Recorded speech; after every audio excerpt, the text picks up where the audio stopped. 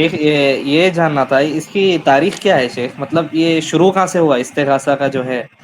کیونکہ شروع جتنا مجھے علم ہے کہ جو شروع کے صوفیہ جو تھے ان کے اندر بھی یہ استغاثہ کا یعنی یہ شرک نہیں تھا، بدعت تھا، مگر تو یہ شروع کہاں سے ہوا شیخ، اس کے بارے میں معلوم؟ تاریخ کہاں سے شروع ہوا تو قرآن میں موجود ہے،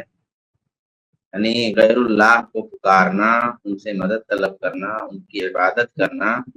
نوح علیہ السلام کے دور کے جو بزرگ تھے نہیں نہیں، میرا پوچھنے کا زمانے تو میں تھا کہ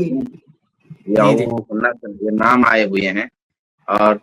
جو ہے تفسیروں میں غالباً تفسیر ابن کثیر میں بات ذکر ہے کہ وہ اس زمانے کے صالحین تھے، اور انہی صالحین کے کا نام لے کر کے شیطان ان کو گمراہ کرتا رہا، یعنی معلوم تاریخ میں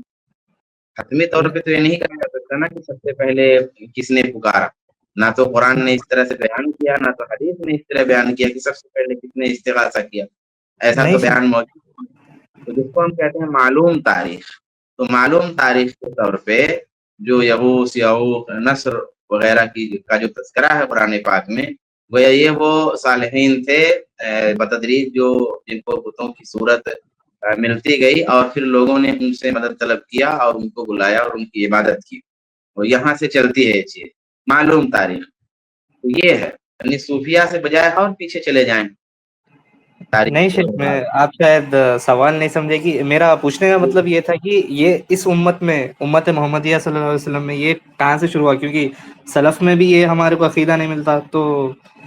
یہاں امت مسلمہ یہ پھر کیسے شروع ہوا؟ اس میں بھی یہی بات ہے، یعنی اللہ کے رسول صلی اللہ علیہ وسلم کی امت میں اگر ہم دیکھتے ہیں تو اس میں بھی یہی بات ہے کہ ظاہر سی بات ہے کہ ہم نے تو اس کو دیکھا نہیں ہے نا کہ سب سے پہلے کون ہے جس نے کہا کہ پکارا جائے، یہ تو ریسرچ نہیں ہوئی ہے، اس کی تحقیق نہیں ہوئی ہے کہ سب سے پہلے کس نے استغاثہ کیا امت محمدیہ صلی اللہ علیہ وسلم۔ ہاں اجمالاً یہ بات ضرور ہے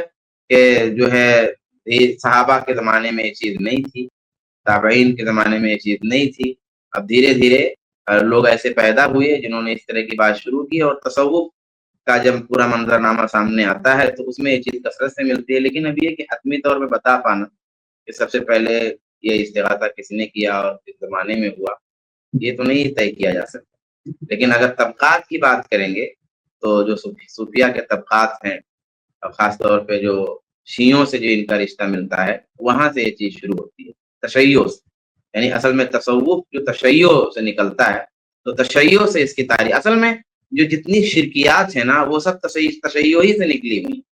شرکیات جو ہمارے یعنی جو اہل سنت میں موجود ہیں ان کی جڑ بھی تشیع ہے، رافضیت ہے، وہیں سے ساری شرکیات نکلی ہوئی ہیں اور پھر ادھر آ کر کے اپڈیٹ ہوئی ہیں۔ تو اگر آپ یہ کہنا چاہتے ہیں نا کہ یہ شرکیات کی اور استغاثہ کی تاریخ کیا ہے، تو اس کی تاریخ تشیع یعنی رافضیت،